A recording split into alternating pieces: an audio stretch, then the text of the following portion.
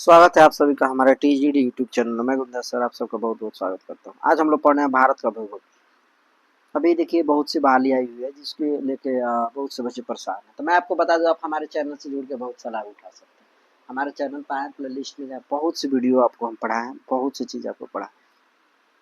History की बात करें तो प्राचीन भारत, मध्यकालीन भारत, आधुनिक भारत, तीनों लेक्चर को मैंने पूरे रूप से कंप्लीट करा दिए हैं। पॉलिटी के पूरा अनुच्छेद, पूरा चीज़ें डिटेल्स वाइज आप हमारे चैनल पर ढेर सारा वीडियोस पड़ा हुआ है, पढ़े और लाभ उठाएं। ठीक है, तो चलिए आज हम पढ़ते हैं भारत का भूगोल। ऐसे करके हम पूरी सीरीज वाइज हम लोग पढ़ने वाले। भारत के भूगोल की बात करें, ज्योग्राफी ऑफ इंडिया की जो बात करें, भारत किस गोलार्ध में अवस्थित है। देखिए भारत किस गोलार्ध में अवस्थित है, तो भारत की गोलार्ध की जो बात करें वो उत्तरी पूर्वी गोलार्ध में स्थित है। कहाँ है? उत्तरी पूर्वी गोलार्ध में स्थित है। ठीक है, चलिए आगे बात करते हैं। एक एक करके हम सिलेक्टेड वाइज आपको पढ़ाने वाले हैं। देखिए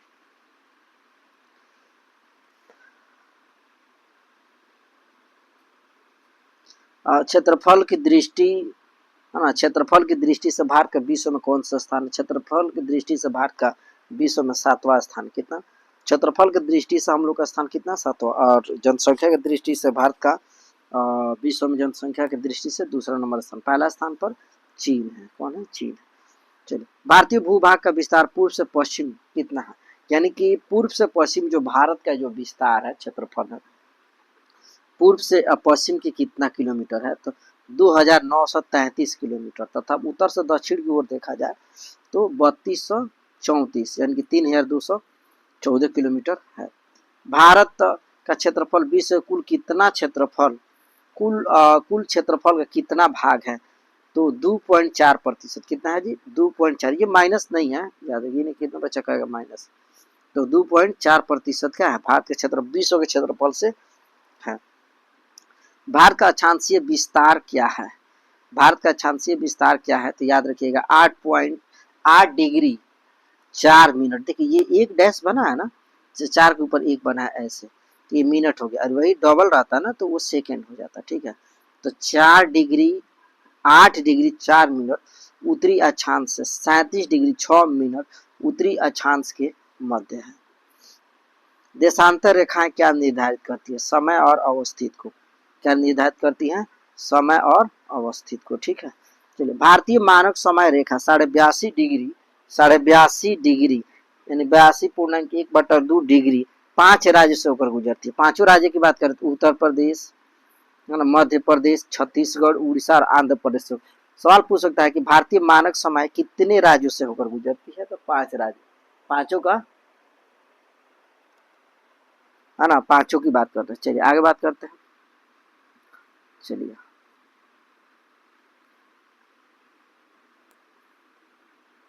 कर्क रेखा भारत के कितने राज्यों से होकर गुजरती है? कर्क रेखा कितने राज्य से गुजरती है होकर? 8। कितने? 8। भारत के राज्य जिनसे कर्क रेखा, वो 8 राज्यों के नाम बता दी कौन कौन है जो 8 राज्य है। गुजरात है, राजस्थान है, मध्य प्रदेश है, छत्तीसगढ़ है, झारखंड है, पश्चिम बंगाल है, त्रिपुरा है, मिजोरम है। 8 राज्य से होकर गुजरती। भारत को लगभग 2 बराबर भागों में कौन सा अक्षांश विभाजित करता है? तो 23.5 डिग्री उत्तरी अक्षांश यानी कि कर्क रेखा क्या करता है? विभाजित करता है। भारत को लगभग 2 बराबर भागों में कौन विभाजित करता है? तो 23.5 डिग्री अक्षांश उत्तरी कर्क रेखा। चलिए आगे बात करते हैं।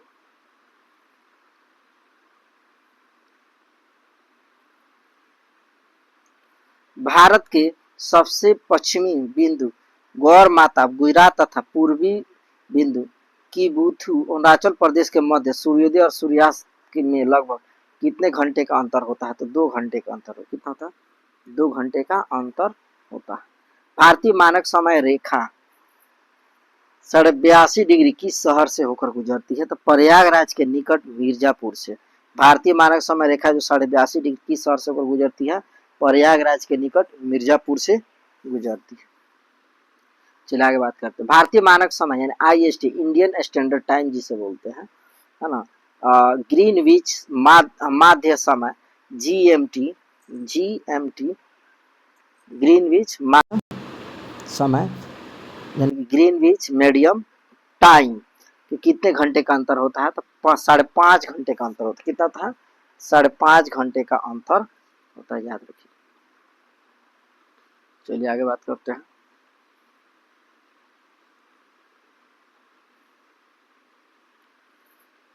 यदि मानक यमोन्तर पर माध्य तो 120 डिग्री पूर्वी देशांतर पर स्थानीय समय, है ना, 2:30 अपराह्न होगा। कितना होगा? यानी मानक यामांतर जो है और इस 120 डिग्री पूर्वी देशांतर पर होगा तो स्थानीय समय जो है 2:30 अपराह्न दिखाएगा। ठीक है, चलिए आगे बात करते हैं। भारत का, है ना, सुदूरस्थ दक्षिणतम बिंदु कौन सा है? तो इंदिरा पॉइंट। कौन है? Indira point. Indira point great Nicobar द्वीप पर स्थित है। कहाँ जी? इंदिरा पॉइंट ग्रेट निकोबार द्वीप पर स्थित है। आगे बात करते हैं। भारत का एकमात्र जिला कौन सा है जिसकी सीमा 4 राज्यों को स्पर्श करती है? तो सोनभद्र नदी वो कहाँ है? उत्तर प्रदेश में है। उत्तर प्रदेश में है, जो कि 4 राज्यों को क्या करती है? कि स्पर्श करती है। उसका नाम है सोनभद्र नदी और कहाँ है ये? उत्तर प्रदेश में। ठीक है, चलिए आगे बात करते हैं।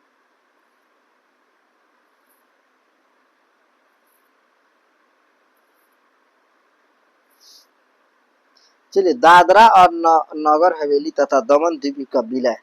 देखो, संसद ने लोकसभा में 27 नवंबर 2019 को तथा राज्यसभा में 3 दिसंबर 2019 को पारित दादरा और नगर हवेली तथा दमन द्वीप को केंद्र शासित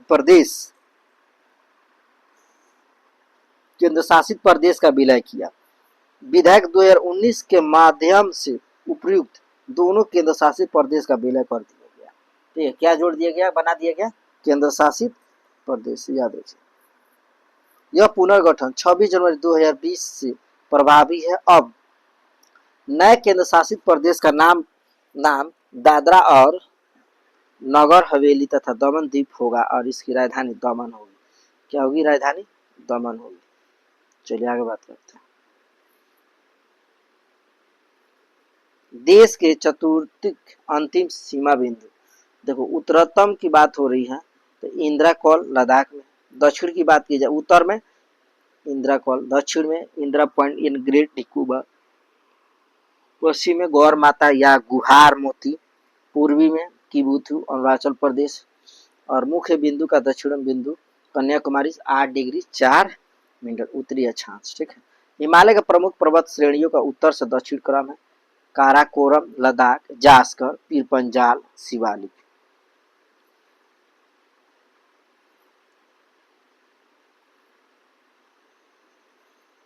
चलिए आगे बात करते हैं। भारतीय मानक समय रेखा कर्क रेखा एक दूसरे को छत्तीसगढ़ में काटती है। सवाल पूछे जाते हैं एग्जाम में कि भारतीय मानक समय रेखा कर्क समय, है ना, रेखा और कर्क रेखा एक दूसरे को किस राज्य में काटती है? तो बताइएगा छत्तीसगढ़ में। कहाँ काटती है? छत्तीसगढ़ में काटती है। ठीक है, आगे बात करते हैं। भारत के मुख्य भूमि की तटीय लंबाई कितनी है? तो लगभग 6100 किलोमीटर। कितना है? 6100 किलोमीटर है। ठीक है, चलिए आगे बात करते हैं। म्यांमार की सर्वाधिक सीमा किस राज्य को स्पर्श करती है? अरुणाचल प्रदेश को। म्यांमार की सबसे ज्यादा जो सीमा भारत किस राज्य को छूती है? तो अरुणाचल प्रदेश को। ठीक है, चलिए। जनसंख्या की दृष्टि से भारत का विश्व में कौन सा स्थान है? दूसरा। मैं पहले ही बताया था। असम की कुल सीमा कितने राज्य और केंद्र शासित प्रदेश को स्पर्श करती है? 7। कुल कितना? 7।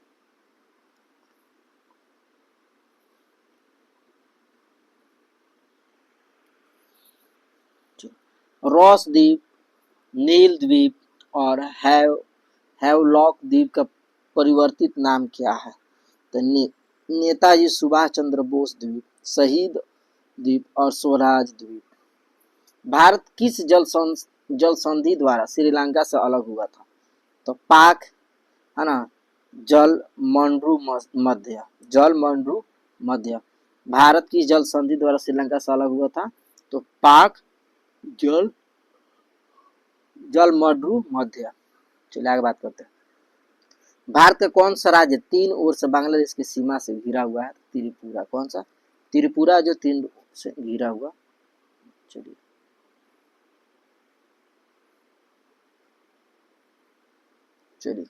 इसकी बात करते हैं। विभिन्न देश के साथ भारत के अंतर्राष्ट्रीय सीमा की लंबाई और उसके संबंध, केंद्र शासित प्रदेश और राज्य प्रदेश।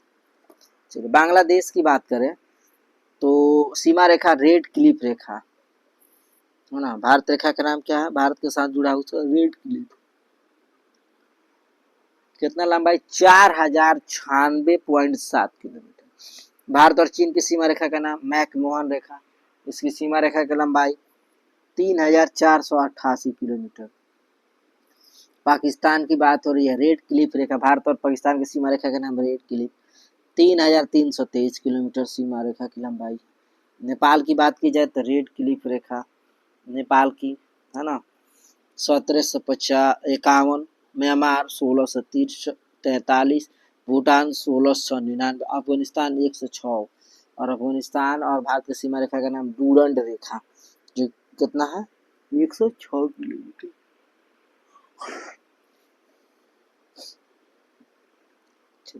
सीमा से संबंध भारतीय राज्य केंद्र शासित प्रदेश की संख्या। चलिए बंगाल की बात करें, भारत और बांग्लादेश की बात करें तो कौन राज्य होता है, 5। पश्चिम बंगाल, मेघालय, मिजोरम, त्रिपुरा, असम। चीन की साथ बात करें तो लद्दाख जुड़ा हुआ है, हिमाचल प्रदेश, उत्तराखंड, सिक्किम, अरुणाचल प्रदेश। पाकिस्तान के साथ गुजरात, राजस्थान, पंजाब, जम्मू कश्मीर, लद्दाख। नेपाल के साथ उत्तर प्रदेश, बिहार, पश्चिम बंगाल, सिक्किम, उत्तराखंड। म्यांमार के साथ अरुणाचल प्रदेश, नागालैंड, मिजोरम, मणिपुर। भूटान के साथ पश्चिम बंगाल, सिक्किम, अरुणाचल प्रदेश, असम। अफगानिस्तान के साथ लद्दाख।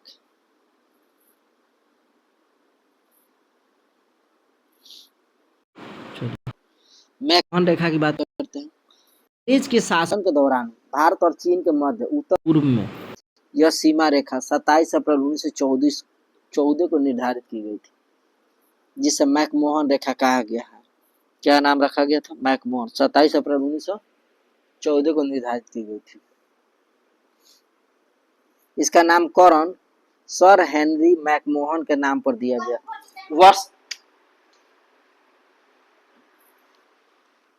वर्ष 1914 में हुए शिमला समझौते में इसे दोनों देशों में सीमा रेखा के रूप में स्वीकार किया जाना था।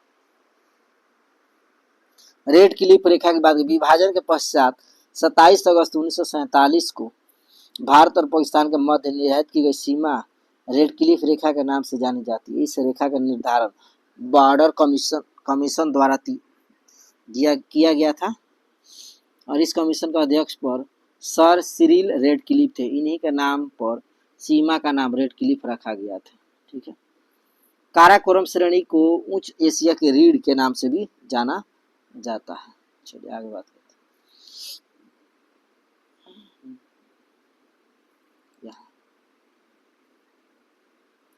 भारत का महत्वपूर्ण चैनल 9 डिग्री चैनल लक्षद्वीप और मिनिकॉय के मध्य है। 8 डिग्री चैनल मालदीव और मिनिकॉय के मध्य। ग्रेट या महान चैनल सुमात्रा, इंडोनेशिया और निकोबार के मध्य। पाक स्ट्रेट भारत और श्रीलंका के मध्य। महिम क्रीक निवेशिका, एक पतली सी निवेशिका, मुंबई। कक्ष की खाड़ी पश्चिमी गुजरात। खंभात की खाड़ी पूर्वी गुजरात, नर्मदा और ताप्ती के मोहना।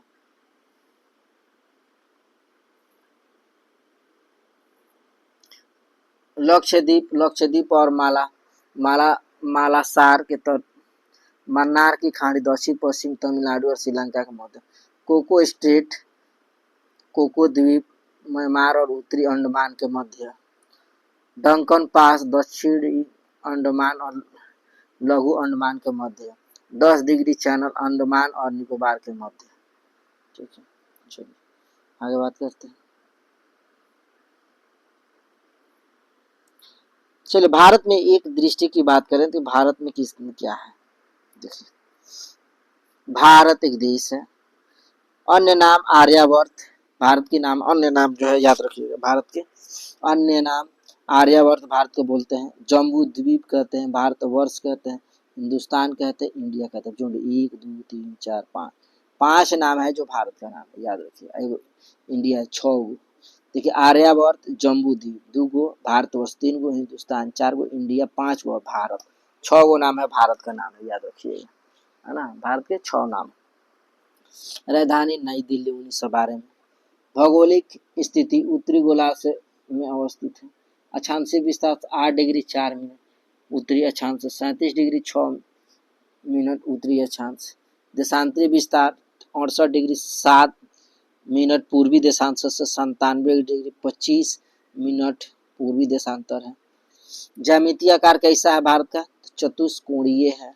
मानक समय 82.5 डिग्री पूर्वी देशांश है। इलाहाबाद के समय, मिर्जापुर का समय ग्रीनविच माध्य से 5.5 घंटा आगे है। 82.5 डिग्री पूर्वी देशांतर भारत के 5 उत्तर प्रदेश, मध्य प्रदेश, छत्तीसगढ़, उड़ीसा, आंध्र प्रदेश से होकर बहती है। चलिए इसकी साक्षरता की बात करें तो 74.04%, कुल पुरुष 82.14%, महिला 65.46%। अनुसूचित जाति जनसंख्या है ना 20,13,78,086 कुल जनसंख्या, यानी प्रतिशत देखा जाए तो 16.6%। अनुसूचित जनजाति की बात की जाए तो 10,82,81,034 कुल जनसंख्या प्रतिशत 8.6%। राज्य की संख्या 28, केंद्र शासित प्रदेश 8 बल्कि 9 है। कितना हो गया? 9। केंद्र शासित कितना हो गया? 9। पर्वतीय क्षेत्र का विस्तार 10.7%, पहाड़ी क्षेत्र का विस्तार 18.6%, पठारी क्षेत्र का विस्तार 27.7%। ठीक है, चलिए आगे बात करते हैं।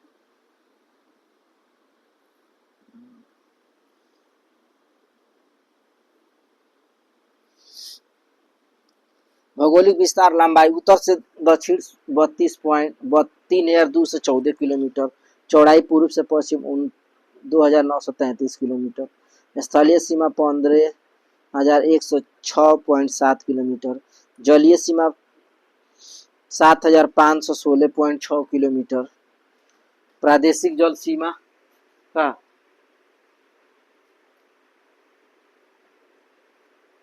प्रादेशिक जल सीमा समुद्री तट से 12 समुद्री मील तक है ना संलग्न क्षेत्र। प्रादेशिक जल सीमा से कुल आगे 24 समुद्री मील तक।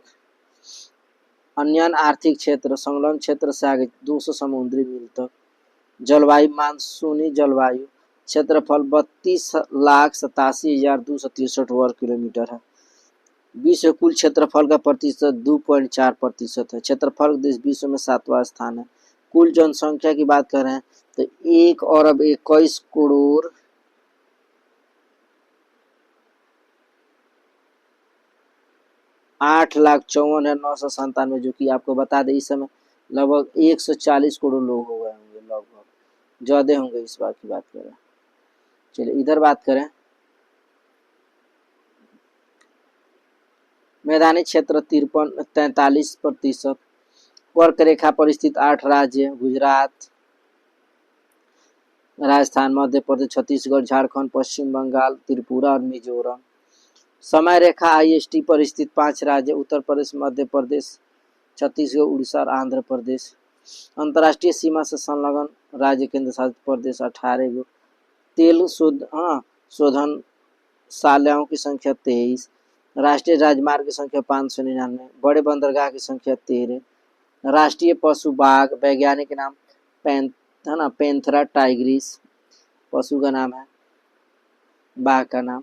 राष्ट्रीय विरासत पशु हाथी। राष्ट्रीय पक्षी मोर, वैज्ञानिक नाम पावो क्रिस्टेटस।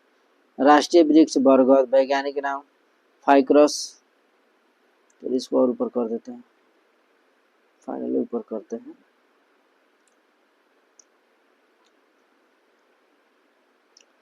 चलिए राष्ट्रीय पक्षी मोर, जिसका वैज्ञानिक नाम है पावो क्रिस्टेटस। राष्ट्रीय वृक्ष बरगद, वैज्ञानिक नाम फाइकस बेंगालनसील। राष्ट्रीय पुष्प कमल, वैज्ञानिक नाम नीलम्बो यूसिफेरा। राष्ट्रीय चिन्ह अशोक स्तंभ। राष्ट्रीय गान जन गण मन, रचयिता रविंद्रनाथ टैगोर। राष्ट्रीय गीत वंदे मातरम, रचयिता बंकिम चंद्र चटर्जी। राष्ट्रीय भाषा हिंदी। राष्ट्रीय लिपि देवनागरी। राष्ट्रीय वाक्य सत्यमेव जयते स्रोत मुंडको उपनिषद से लिया गया। राष्ट्रीय ध्वज तिरंगा। राष्ट्रीय नदी गंगा। राष्ट्रीय जलीय जीव गंगा यानी डॉल्फिन, है ना, प्लेटिनिस्टा, है ना, गैंगेस्टिका। जनसंख्या की दृष्टि से विश्व में भारत का स्थान द्वितीय, पहला पर चीन है। पुरुष जनसंख्या इतना है, महिला का इतना है, ग्रामीण इतना प्रतिशत, शहरी इतने लोग रहते हैं। 10 की वृद्धि दर, लिंगानुपात 943 प्रति हजार पुरुष पर। बिहार में बात करें तो गोपालगंज जिला 1 नंबर पर है। शिशु लिंगानुपात 918 प्रति हजार पुरुष पर। जनसंख्या घनत्व 382 प्रति वर्ग किलोमीटर। चलिए भौतिक विभाजन, फिजिकल डिवीजन की बात करते हैं। देखिए एक एक करके हम पढ़ाते हैं, उम्मीद करते हैं कि आपको समझ में आ रहा होगा। बाबू शेयर करिए, ठीक है, और अन्य दोस्तों के पास भी अपने पहुंचाने का काम करिए ताकि उसको भी लाभ मिल जाए, ठीक है। केवल अपने लिए मत रहिए, आप हमारे ऑफलाइन ऑनलाइन दोनों माध्यम से क्लास ज्वाइन कर सकते हैं और लाभ उठा सकते हैं, ठीक है। ज़्यादा से ज़्यादा मात्रा में जुड़ने का प्रयास करिए और लाभ उठाने का भी प्रयास करिए, ठीक है। चलिए, भारतीय उपमहाद्वीप मूलतः किस भूखंड का भाग था? गोंडवाना लैंड। किसका? गोंडवाना लैंड। भारत में उपलब्ध पूरा चुंबकीय परिमाणों से संकेत मिलते हैं कि प्राचीन काल में भारतीय भूखंड उत्तर दिशा की ओर विस्थापित हुआ है। भूगर्भिक संरचना, जियोलॉजिकल स्ट्रक्चर की दृष्टि से भारत की मुख्य तत्व 3 भागों में विभाजित किया गया है। हिमालय पर्वतीय क्षेत्र, उत्तर का मैदानी क्षेत्र। हिमालय की सबसे ऊंची पर्वतीय श्रेणी कौन सी? हिमाद्री या बृहत हिमालय? बृहत हिमालय, ग्रेट हिमालय की औसत ऊंचाई कितनी है? 168 किलोमीटर, 168 मीटर, किलोमीटर नहीं। पीर पंजाल श्रेणी किस राज्य में स्थित है? जम्मू कश्मीर में। पूर्वी हिमालय की तुलना में पश्चिमी हिमालय से ट्री लाइन की ऊंचाई कम है। उत्तराखंड के पताल तोड़ कुएं किस भाग में पाए जाते हैं? तराई भाग में।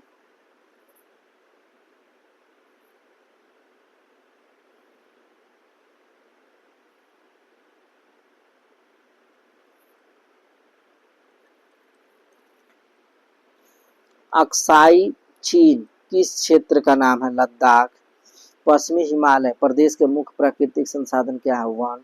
भारत की प्राचीनतम पर्वत श्रृंखला कौन सी है? अरावली। अरावली श्रेणी की अनुमानित आयु कितनी है? 600 से 570 बिलियन वर्ष। माउंट एवरेस्ट को नेपाल में सागर माथा के नाम से जाना जाता है। माउंट एवरेस्ट को नेपाल में किस नाम से? सागर माथा के नाम से जाना जाता है। अरावली किस प्रकार की पर्वत श्रेणी है? अवशिष्ट, है ना, रिजुअल माउंटेन की बात करते हैं। अवशिष्ट पर्वत है। दक्षिण भारत की सबसे ऊंची चोटी कौन सी है? चलिए इसको बता रहा है, ये थोड़ा सा देख लो। हिमालय के समानांतर संरचनात्मक भाग, वलय की तीव्रता तथा निर्माण आयु के आधार पर इसे, चलिए, ट्रांस हिमालय, तिब्बत का, बृहत हिमालय, महान हिमालय, लघु हिमालय, मध्य हिमालय, बड़ा या उप हिमालय, शिवालिक हिमालय जिसे कहते हैं। हिमालय का निर्माण समानांतर वलय श्रेणियों से हुआ है ना। इनमें प्राचीनतम श्रेणी कौन सी है? बृहत हिमालय है।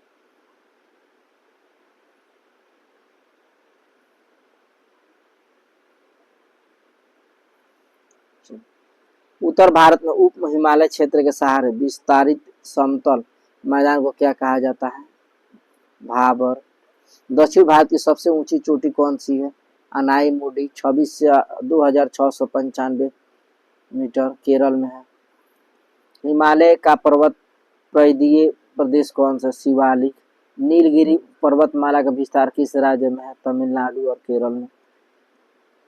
शिवालिक शैल समूह के दक्षिण में स्थित भाबर क्षेत्र किस संरचना का उदाहरण है? गिरिपथ की स्थिति का। महाराष्ट्र और कर्नाटक के मध्य स्थित पश्चिम घाट को किस नाम से जाना जाता है? कोंकण तट। शिवालिक श्रेणी की औसत ऊंचाई 600 से 1200 मीटर है। लघु हिमालय के किस श्रेणी के मध्य स्थित है? महान हिमालय और शिवालिक। इलायची के पहाड़ी के किन किन राज्यों के मध्य सीमा बनाती है? केरल और तमिलनाडु। सेवराय पहाड़ी के राज्य में स्थित है, तमिलनाडु में। हिमालय की नवीनतम पर्वत श्रेणी कौन सी है? शिवालिक। नर्मदा और ताप्ती नदी के मध्य कौन सी श्रेणी स्थित है? पूर्वी घाट और पश्चिमी घाट परस्पर नीलगिरी पहाड़ियों पर ही मिलते हैं, याद रखिए।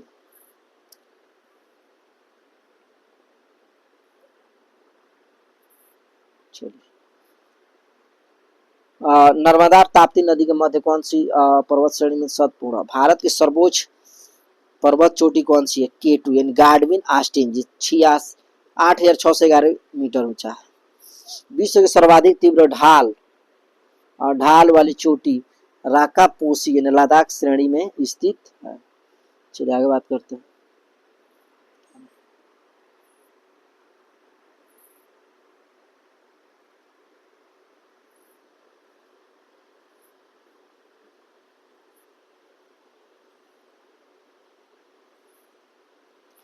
मान्ना दारा उत्तराखंड को किसको जोड़ता है? मान्ना दारा उत्तराखंड को किससे जोड़ता है? तिब्बत से। किसे? तिब्बत से। नंदा देवी शिखर किस राज्य में अवस्थित है? उत्तराखंड। किस राज्य में अवस्थित है? उत्तराखंड। अरावली श्रेणी का उच्चतम पर्वत शिखर कौन सा है? गुरु शिखर, 1722 मीटर, राजस्थान। हिमालय पर्वत की एक श्रेणी है ना, अराकान है ना, अराकान योमा किस शहर में, किस देश में स्थित है? म्यांमार में। कुल्लू घाटी किन पर्वत की श्रेणी में मध्य स्थित है ना? धौलाधर तथा पीर पंजाल। पाल घाट दारा किन पहाड़ियों के मध्य स्थित है? नीलगिरी और अन्ना मलाई पहाड़ी। नथुला दर्रा किस राज्य में स्थित है? सिक्किम में। ठीक है। उत्तराखंड में है ना कोणधारी वन और छोटे छोटे घास के मैदान को है ना बुग्याल या पयार के नाम से भी जाना जाता है।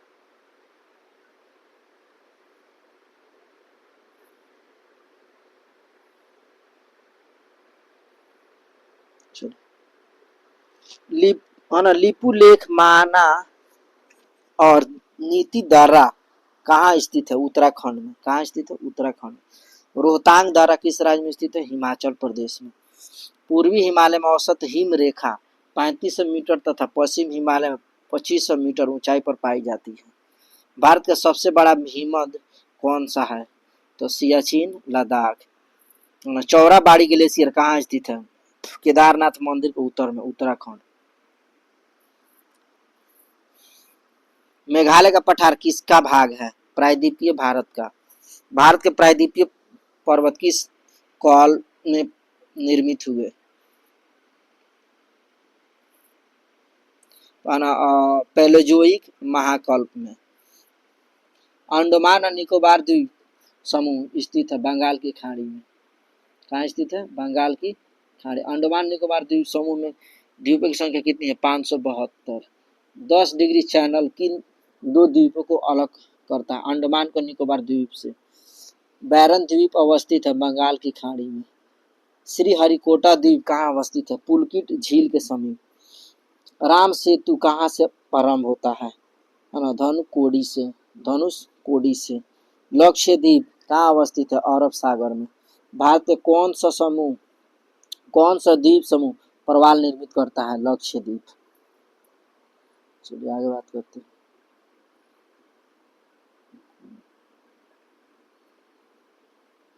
अरावली और विंध्य श्रृंखलाओं के मध्य कौन सा पठार है? मालवा का पठार है ना। दंडकारण्य क्षेत्र कहाँ अवस्थित है? छत्तीसगढ़ उड़ीसा के मध्यवर्ती भाग में। लघु हिमालय और शिवालिक श्रेणी के मध्य विस्तृत समतल संरचनात्मक स्थल को पूर्व में द्वार तथा पश्चिम में दून के नाम से जाना जाता है। भारत का औसत समुद्री तल किस तल से मापा जाता है? चेन्नई। भारत का औसत समुद्री तल किस तल से मापा जाता है? चेन्नई में। भारत की समुद्री रेखा की कुल लंबाई कितनी है? 7516.6 किलोमीटर। किस राज्य की तटीय सीमा सबसे लंबी है? गुजरात, 12,214 किलोमीटर। भारत के कुल कितने राज्य समुद्री तट रेखा से संलग्न है? 9 राज्य तथा 4 केंद्र शासित प्रदेश। मिनिकॉय द्वीप भारतीय तट रेखा के सुदूरवर्ती द्वीप को श्रेणी में आता है। भारत और श्रीलंका के मध्य कौन सा द्वीप स्थित है? पंबन द्वीप यानी रामेश्वरम। द्वीपों पर बसा हुआ भारत का सबसे बड़ा नगर कौन सा है? मुंबई। कोरी क्रीक कहाँ अवस्थित है? कच्छ के रण में। सर क्रीक विवाद किन दो देश के मध्य है? भारत और पाकिस्तान के मध्य। बुर्जिल और बनिहाल दर्रे किस पर्वत श्रेणी में स्थित है? पीर पंजाल श्रेणी में।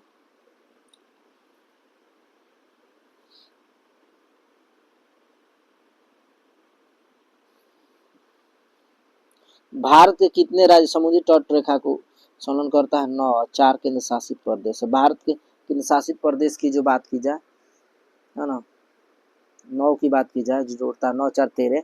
गुजरात, महाराष्ट्र, कर्नाटक, केरल, तमिलनाडु, पश्चिम बंगाल, आंध्र प्रदेश, उड़ीसा, गोवा, पुडुचेरी, दमन द्वीप, अंडमान निकोबार और लक्षद्वीप।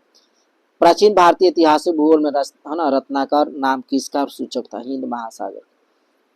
तमिलनाडु और आंध्र प्रदेश के समुद्री तट का क्या नाम है? कोरोमंडल तट। क्या नाम है? तमिलनाडु आंध्र प्रदेश के समुद्री तट का क्या नाम है? कोरोमंडल तट।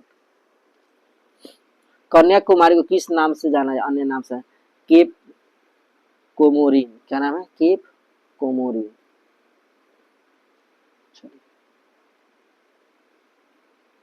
अंडमान और निकोबार द्वीप में सबसे अधिक ऊंचाई वाली चोटी कौन सी है? Sandal peak. सतलज और सिंधु नदी के मध्य स्थित हिमालय के भाग को कश्मीर हिमालय, पंजाब हिमालय के नाम से भी जाना जाता है। और ये तो उसकी ऊंचाई की बात हो रही है, किसको किस ऊंचाई से, है ना, माउंट एवरेस्ट कहाँ है? ऊंचा, है ना, माउंट एवरेस्ट बात है, नेपाल देश में है। 8,848.8686 मीटर। काराकोरम K2 यानी कि काराकोरम को ही गार्डविन ऑस्टिन बोला जाता है कि भारत पे, की 8,611 किलोमीटर। कंचनजंगा भारत नेपाल सीमा 8,586। मकालू नेपाल में, है ना। नंदा देवी, कामोत, नंगा पर्वत, अन्नापूर्णा, धौलागिरी, इस प्रकार से, है ना, नामचा बरवा, गुरुला मंदता। क्लाइमेट यानी जलवायु की बात करते हैं कि यहाँ पे किस जगह की मिट्टी है। चलिए इसकी बात करते हैं, क्लाइमेट। ये है आपका पेज नंबर शायद 9। कितना है? 9 पेज नंबर। ठीक है। किस क्षेत्र की जलवायु को निर्धारित करने वाला मुख्य द्वारा कौन सा है? अक्षांशीय अवस्थिति। क्या अक्षांशीय अवस्थिति? जलवायु को नियंत्रित करने वाला कारक से संबंधित शब्द क्या है? जलवायु को नियंत्रित करने वाला कारक शब्द की लैंडमार्क्स प्रयोग किया जाता है जो कि जलवायु को प्रभावित करते हैं। एल से लेटीट्यूड जिससे अक्षांश, ए से, है ना, अल्टीट्यूड ऊंचाई, एन से, है ना, नियरनेस फ्रॉम सी समुद्र से निकटतम, डी से डायरेक्शन ऑफ वाइंड पवन की दिशा, एफ से फॉरेस्ट मतलब वन, ओ से ओशियन करेंट्स यानी समुद्री जल धाराएं। ठीक है, खत्म नहीं हुआ है पढ़ा रहे हैं अभी, है ना। एफ ओशियन हो गया। आर से रेनफॉल वर्षा, एम से माउंटेन पहाड़ी पर्वत और एस से, है ना, सोइल एंड मिट्टी। भारत में ग्रीष्मकालीन मानसून के प्रवाह की सामान्य दिशा क्या है? दक्षिण से पश्चिम, दक्षिण पश्चिम से उत्तर पूर्व। भारत के उत्तरी पश्चिमी मैदान में शीत ऋतु में किसका प्रभाव से वर्षा होती है? तो पश्चिमी विक्षोभ के प्रभाव से।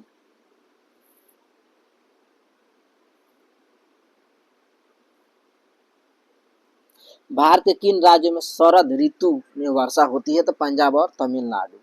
भारत में औसत वार्षिक वर्षा कितनी है? लगभग 125 सेंटीमीटर। भारत में सर्वाधिक वर्षा किन क्षेत्रों में होती है? तो पश्चिमी घाट और पूर्वी हिमालय तथा मेघालय। भारत में उष्ण कटिबंधीय मानसून जलवायु पाई जाती है तथा यह सर्वाधिक वर्षा दक्षिण पश्चिम मानसून द्वारा होती है। जलवायु को मानसून जलवायु भी कहा जाता है। भारतीय उपमहाद्वीप पर ग्रीष्म ऋतु में उच्च ताप और निम्न दाब हिंद महासागर से जलवायु का आकर्षण कहते हैं, जिसके कारण प्रभावित होती है दक्षिण पश्चिम मानसून।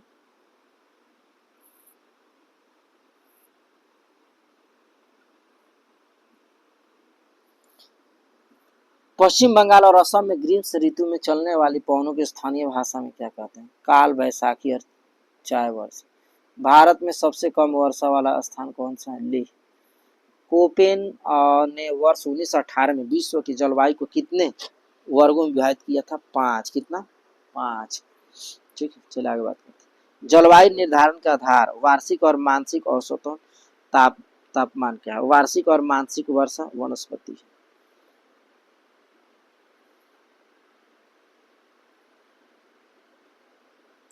कोपेन की योजना के अनुसार भारत के जलवायु प्रदेश जलवायु को के प्रकार वर्ण संकेत क्षेत्र लघु शुष्क ऋतु वाची मानसून जलवायु AMW क्षेत्र गोवा के दक्षिण में भारत का पश्चिम तट शुष्क ग्रीष्म ऋतु AS तमिलनाडु और कोरोमंडल तट उष्ण कटिबंधीय सावना जलवायु EW कर्क रेखा के दक्षिण में प्रायद्वीपीय पठार का अधिकांश भाग अर्ध शुष्क स्टेपी जलवायु BSHW उत्तर पश्चिमी गुजरात पश्चिमी राजस्थान और पंजाब के कुछ भाग उष्ण मरुस्थलीय जलवायु BWS राजस्थान का पश्चिमी भाग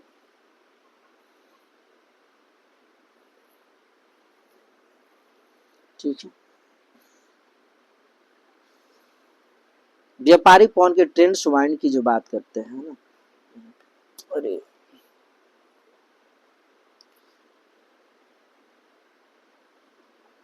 खुद कम पढ़ाएंगे, घबराइए नहीं। व्यापारिक पवन ट्रेंड्स वाइंड की बात है। व्यापारिक पवन 0 डिग्री से 30 डिग्री तथा उच्च दक्षिणी अक्षांश के मध्य बहने वाली पवन ये पवने उपोषण उच्च वायुदाब कटिबंध 45 डिग्री NS न्यूटन साउथ से विषुवतीय निम्न वायुदाब कटिबंध 0 से 5 डिग्री NS की ओर बहती है।